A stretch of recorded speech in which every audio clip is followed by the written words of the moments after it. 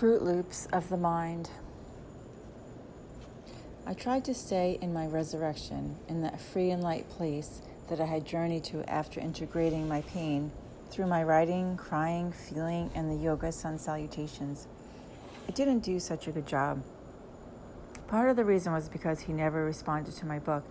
I wrote a whole book and dedicated a huge chunk of it to him, for crying out loud. I got nothing. How could he not respond? Is he that numb and shut down? I obsessed day and night. The silence hurt. I was definitely attached to a response and had expectation. How could I not? I honestly thought I was going to end this book with our reconciliation.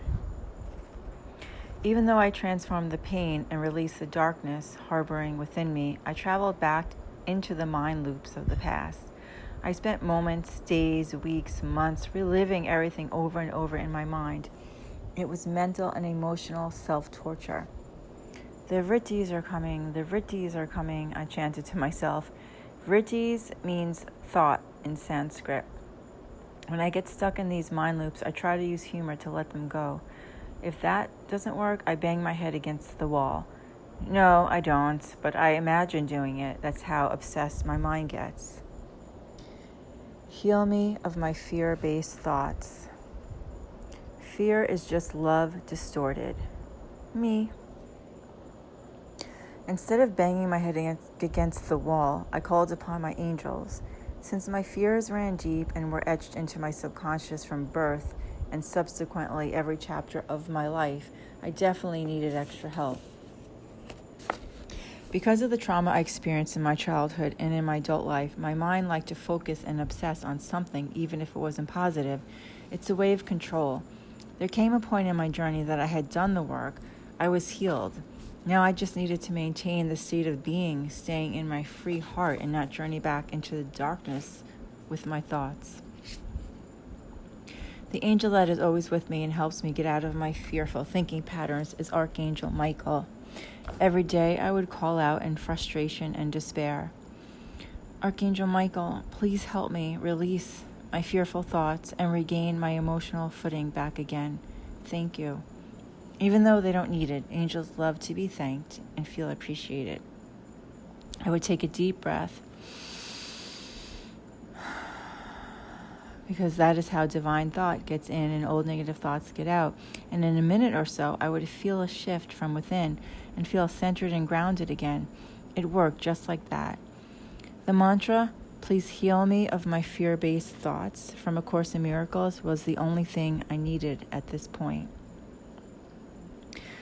Bleeding heart. I even heard my angel Michael in a meditation say, he no longer serves you. After I asked for guidance, I have come to learn we have many soulmates. Some are meant for a lifetime and some are meant for a time in our life. For everything there is a season and a time for every matter under heaven, a time to be born and a time to die, a time to plant and a time to pluck up what is planted, a time to kill and a time to heal, a time to break down and a time to build up, a time to weep and a time to laugh, a time to mourn and a time to dance, a time to throw away stones and a time to gather stones together, a time to embrace and a time to refrain from embracing, a time to seek and a time to lose, a time to keep and a time to throw away, a time to tear and a time to sow. A time to tear and a time to sow, a time to keep silence and a time to speak, a time to love and a time to hate, a time for war and a time for peace.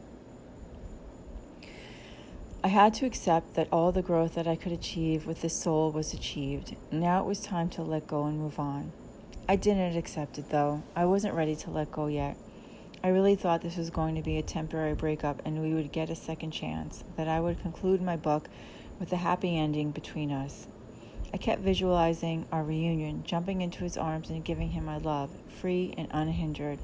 A new woman, happy and healed. Because I had to find peace and closure on my own without getting the opportunity to talk with him face to face and heart to heart, it created more unrest and unsettledness. Coming to grips with the fact that he is not choosing to come back and give us a second chance was another loss I had to sit with and brought me back into the questioning and despair. We were soulmates, and when you reunite with one, it is a special and blessed occurrence. However, free will, the gift we were given on the earth plane, is always at play with the power to make conscious or unconscious choices. One soul can choose to say no. Not everybody is ready for love. I waited and hoped for months, then decided I had to let go and move on. This mental and emotional torture was draining me and toxic to my soul. It's not easy to let him go. When I give my heart to someone, I give 110%, loyal and faithful to the end. As time goes on, the old saying, "What doesn't kill you makes you stronger," soothes me. But how much stronger do I have to be? I'm tired of being so strong. I just want to be loved. Even though I brought many wounds into the relationship, I also brought so much positive energy, love, and beauty to his life and his family. I gave so much of me. I'm starting to feel stronger. As I realize I can't take all the blame for this, I forgive myself as I move forward. One thing I learned from my relationship with soulmate number 3, my former husband, from Bob, the astrologer, was that when men, I'm saying men because it's more their pattern, when men shut down and walk away, they leave you holding their emotional baggage. So in addition to your feelings and emotions that you are trying to process, you have theirs as well. Men often complain that women are crazy. Sometimes the reason women act so crazy is because of just this. We are left with the unresolved emotional energy of two people. Then men wonder why we have a breakdown and act irrational. That was a huge aha moment for me. I used to think I was effing crazy, but now I understand why I become so intense. I realized that soulmate number 4, my beloved's new identity, had just as much to contribute to the demise of the relationship. He said he loved me and had the choice to come back and work things out, but he chose to shut down and walk away. That part I cannot control. He chose to focus on my weaknesses and not my strengths, my openness and willingness to grow and change. I remember him looking at me in the eye one night, sitting in his kitchen, asserting that I must have faith in our relationship. In the end, it was he that lacked the faith. Now the roles have been reversed. He is now my jailer if I choose to allow that. But I know in my heart that I have to move on. I cannot be shackled by anyone. I have seen the light, I have healed my heart, and I will never go through that pain again because I faced it once and for all.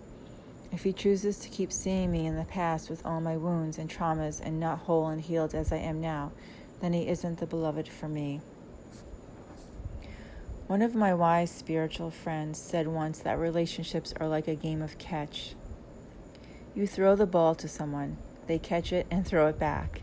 You catch it and throw it back to them, and so on.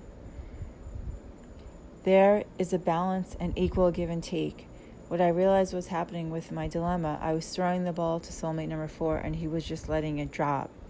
Forget about catching it or throwing it back. He just let it fall to the wayside. The ball was my love, and that's not the ball game I want to play anymore.